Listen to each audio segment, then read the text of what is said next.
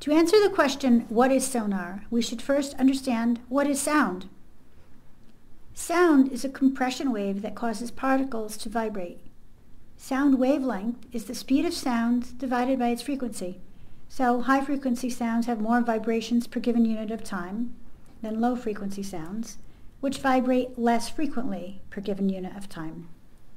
Since high-frequency sounds have more oscillations, that is why they vibrate more frequently.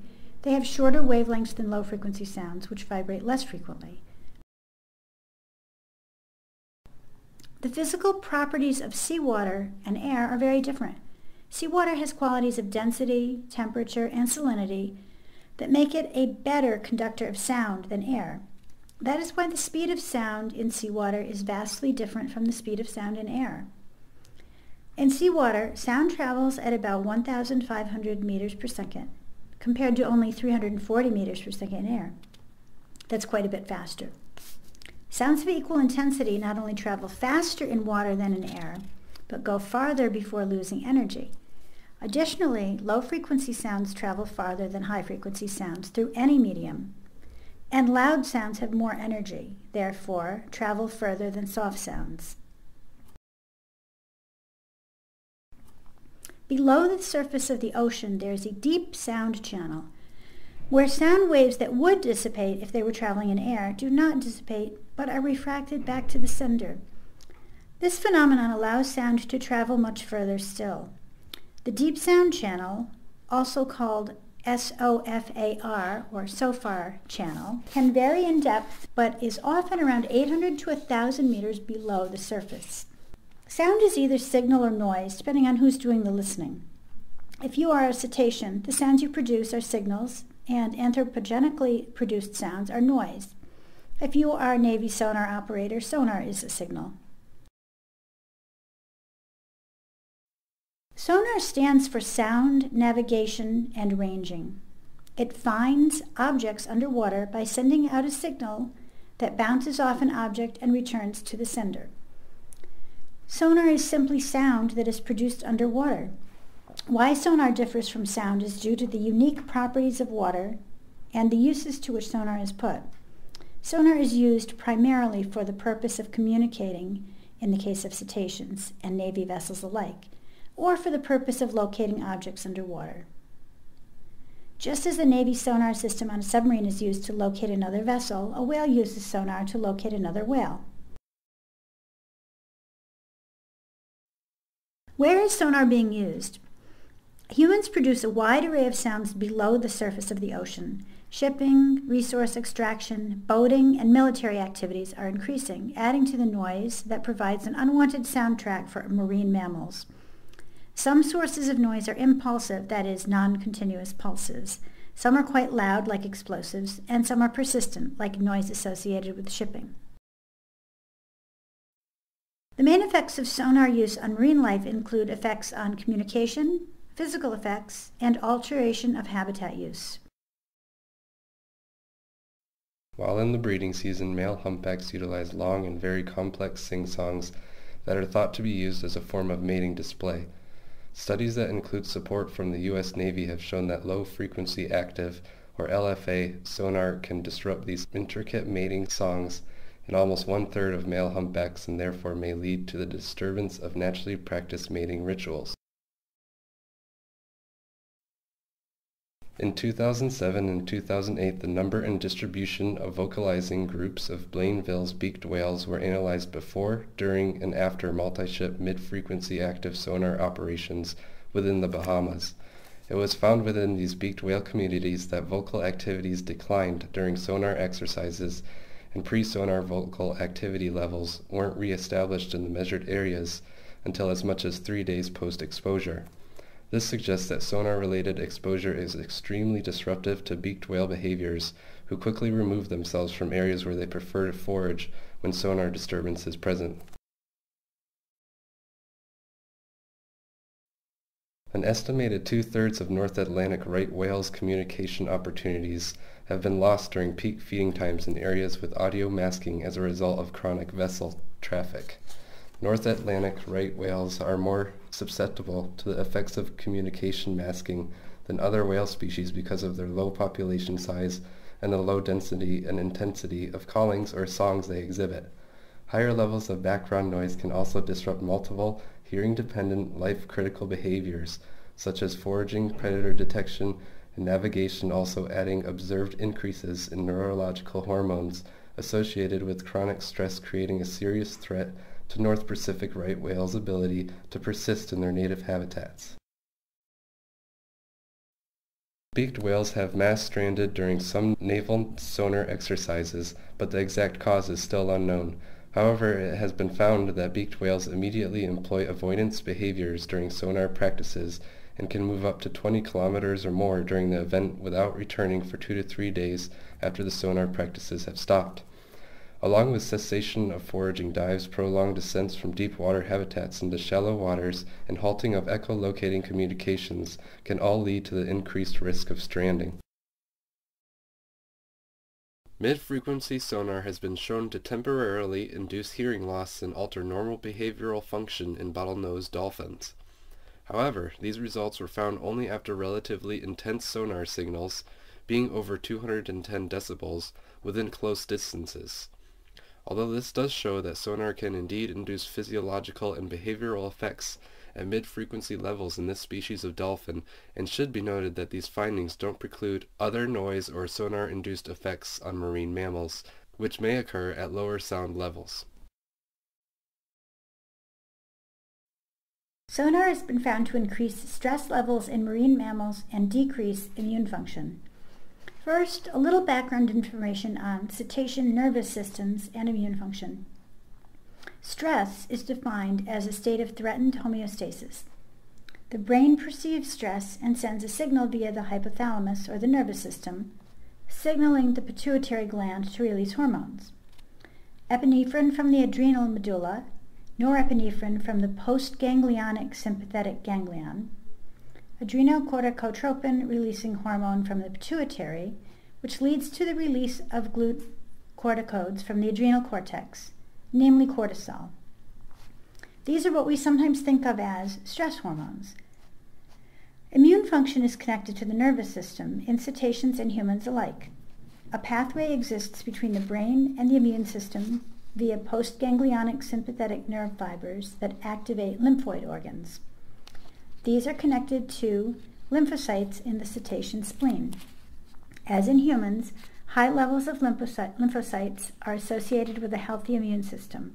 Low numbers are associated with a suppressed immune system, or one that is not functioning very well.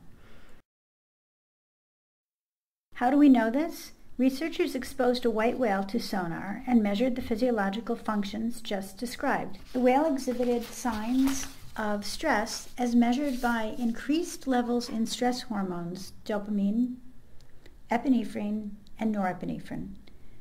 A decrease in numbers of lymphocytes associated with immune function or suppression of disease corresponded to exposure to sonar.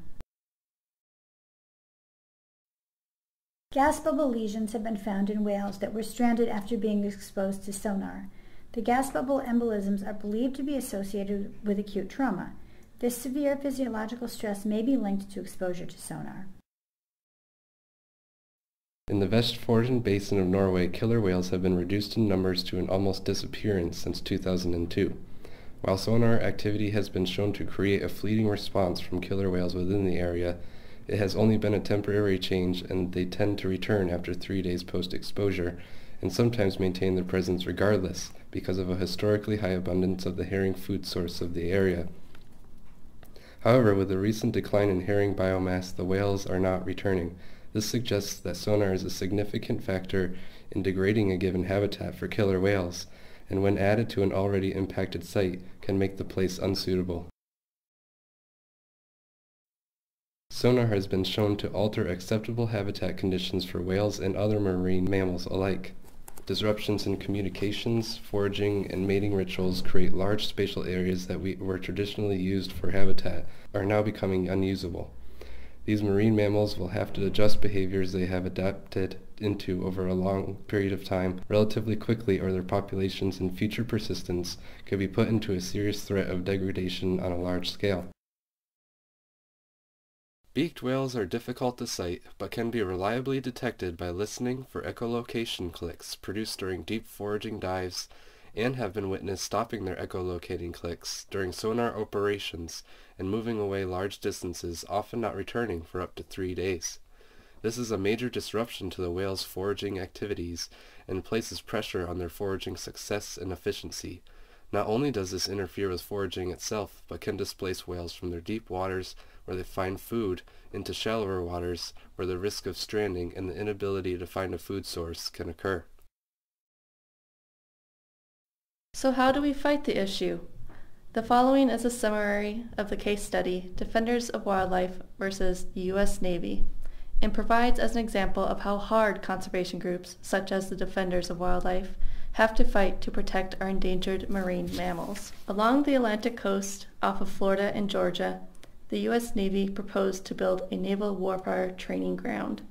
The proposed training ground, known as the Undersea Warfare Training Range, or USWTR, is within 35 miles of the North Atlantic right whale calving grounds. A trunk cable will be run to a receiver facility in Florida and is designed to pass directly through the North Atlantic right whale calving grounds, where it will be buried beneath the sea floor. The North Atlantic right whale births anywhere from 1 to 39 calves per year. Their current population consists of 300 to 400 individuals. The species is considered the world's most critically endangered large whale species and one of the world's most endangered mammals. The Navy proposes to perform 470 training exercises annually from the USWTR, including vessel and air traffic and the use of sonar, to which the whales would be facing threats of extinction by ship strikes, entanglements, and the cumulative effects of sonar use we discussed earlier. The National Marine Fisheries Services, or NMFS, stated in a biological opinion that the installation of the training ground would not adversely affect the North Atlantic right whale, and the operations of the U.S. Navy were not likely to jeopardize the existence of the species. The U.S. Navy was found to have followed all rules pertaining to the Endangered Species Act, the National Environmental Policy Act, and the Administrative Procedure Act. However, Defenders of Wildlife stated there was segmentation of environmental review in the process of installation and operational phases of the training ground. The court accepted the process of segmentation and did not require a redraft of the environmental impact statement by the NMFS and U.S. Navy. Therefore, the installation would go through without proper environmental review. It is decisions of the court such as this that threatens the existence of marine species. However, when knowing a project such as the USWTR will continue, mitigation measures and alternative actions can be addressed in a public comment by any concerned citizen or agency. The following 5 mitigation strategies were developed for the Northwest Testing and Training Study Area, but can also be implemented in the USWTR and other Navy training areas. Megan Brianna Corkin suggests: 1. An increase in simulated training. If the Navy were to use active sonar for only annual exercises and increase their simulated training, it would still sufficiently evaluate the proficiency of the systems and sailors, and reduce overall active transmissions, therefore decreasing the risk of harm to marine mammals. 2. A decrease in sonar source level. Decibel levels in mid-frequency sonar use is more detrimental to marine mammals than the frequency range of the sonar. By lowering the decibel level, the potential harm to marine mammals is decreased, and training in the real environment versus a simulated environment can continue with lessened impact. 3. Offshore relocation. Most marine mammals reside or travel through littoral waters. Like the USWTR, the Northwest Testing and Training Grounds is located near this critical habitat.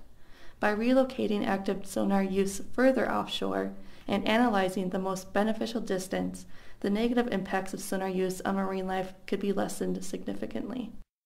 4. Implementation of a ramp-up period. This refers to a gradual increase in sonar source level until the optimal level is reached. The Navy once adopted this idea, but dropped it due to the time a ramp-up period may take, and in combat this period may give away their location. However, if used only during training exercises, the ramp-up period allows time to divert marine mammals away from the testing ground. In addition, the current mid-frequency sonar is operated at 235 decibels, whereas the ramp-up periods are effective at 150 decibels. 5. Establish a dedicated passive marine mammal identifier. During the day, the Navy uses lookouts to identify marine mammals before training exercises.